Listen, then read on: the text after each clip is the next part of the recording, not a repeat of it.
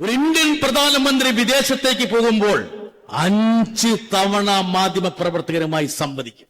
എങ്ങനെയാണ് പ്രധാനമന്ത്രി വിദേശത്തേക്ക് പോകുമ്പോൾ സാധാരണഗതിയിൽ പത്രപ്രവർത്തകരുമായിട്ടുള്ള സംഭാഷണങ്ങൾ, സംവാദങ്ങൾ എങ്ങനെയാണ് കരുപ്പിടിപ്പിക്കുന്നതെന്നുള്ള ഒരു ഏകദേശ ധാരണ തരാൻ വേണ്ടിയിട്ട് ഞാൻ സംസാരിക്കും.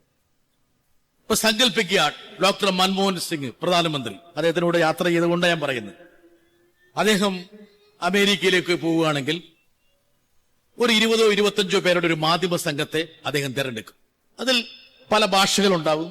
അവരൊന്നും ഗവൺമെന്റിനോട് അനുഭവമുള്ളവരായിരിക്കില്ല. ദേശീയ മാധ്യമങ്ങൾ, പ്രാദേശിക മാധ്യമങ്ങൾ, ഇങ്ങനൊരു കണക്കിലാണ്. ടെലിവിഷൻ മാധ്യമങ്ങൾ, അച്ചടി മാധ്യമങ്ങൾ, ഇങ്ങനൊരു കണക്കിൽ ഒരു 25-30 പേരെ അദ്ദേഹം ക്ഷണിക്കും. അവർ പ്രധാനമന്ത്രിയോടൊപ്പം, പ്രധാനമന്ത്രിയുടെ ഇപ്പോൾ പണ്ട് എയർ ഇന്ത്യയുടെ ഡബിൾ ഡെക്കർ വിമാനത്തിലാണ് പോകുന്നതെങ്കിൽ പ്രധാനമന്ത്രിയുടെ ആ ഫ്ലോറിൽ തന്നെയായിരിക്കും മാധ്യമപ്രവർത്തകർക്കുള്ള സ്ഥാനം. ഇനി പ്രധാനമന്ത്രി വിദേശത്തേക്ക് വിമാനം കയറുന്നതിന് മുമ്പ് എയർഫോഴ്സ് ടെക്നിക്കൽ ഏരിയയിൽ വെച്ച് പ്രധാനമന്ത്രിയെ അകമ്പടി സേവിക്കാത്ത ഡൽഹിയിലെ മാധ്യമപ്രവർത്തകർക്ക് അദ്ദേഹവുമായിട്ട് സംവദിക്കാം.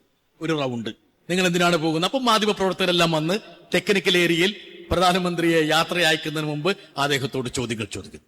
ഇത് കഴിഞ്ഞ് പ്രധാനമന്ത്രി വിമാനത്തിൽ കയറി വിമാനം പുറപ്പെട്ടു കഴിയുമ്പോൾ ഓൺ എയർ യാത്രാ മധ്യേ അദ്ദേഹത്തോടൊപ്പം വരുന്ന ആ മാധ്യമ സംഘവുമായിട്ട് അദ്ദേഹം സംവദിക്കും. എല്ലാ ചോദ്യങ്ങൾക്കും അദ്ദേഹം മറുപടി പറയും. അത് കഴിഞ്ഞ് അവിടെ ഇറങ്ങിക്കഴിയുമ്പോൾ ഏത് രാജ്യത്താണോ പോകുന്നത് ആ രാജ്യത്തിന്റെ തലവൻ അല്ലെങ്കിൽ സർക്കാരിന്റെ തലവൻ അവരുമായിട്ടൊരു സംയുക്ത വാർത്താ സമ്മേളനം നടത്തും. ആ സംയുക്ത വാർത്താ സമ്മേളനത്തിൽ ഇരുപക്ഷത്തുള്ള മാധ്യമ പ്രവർത്തകർ അണിനിരക്കും. ഇരുപക്ഷത്തുള്ള നേതൃത്വത്തോട് അവർക്ക് സംവദിക്കാം. അത് കഴിഞ്ഞ് പ്രധാനമന്ത്രി തിരിച്ചു വരുമ്പോൾ മടക്കത്തിൽ വിമാനത്തിന്റെ ഉള്ളിൽ വെച്ച് അകമ്പടി സേവിക്കുന്ന മാധ്യമ പ്രവർത്തകരുമായി വീണ്ടും സംവദിക്കും. 1 മണിക്കൂർ, 1.5 മണിക്കൂറൊക്കെ പത്രസമ്മേളനം നീണ്ടിട്ടുണ്ട്.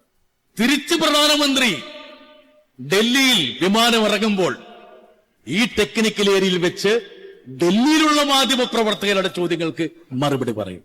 നോക്ക്, ഒരു ഇന്ത്യൻ പ്രധാനമന്ത്രി വിദേശത്തേക്ക് പോകുമ്പോൾ 5 തവണ മാധ്യമ പ്രവർത്തകരുമായി സംവദിക്കും. ആ 5 സംവാദത്തിലൂടെ ഏത് രാജ്യത്തേക്കാണോ പോയത് ആ രാജ്യവുമായിട്ടുള്ള കരാറുകളുടെ വിശദാംശങ്ങളെല്ലാം, സന്ദേഹങ്ങൾ, സംശയങ്ങളെല്ലാം അവിടെ അനാവരണം ചെയ്യപ്പെടും. എന്നാൽ പ്രധാനമന്ത്രിയായി നരേന്ദ്രമോദി വന്ന ശേഷം ഈ ഒരു കീഴ്വഴക്കം വേണ്ട എന്ന് വെച്ചു.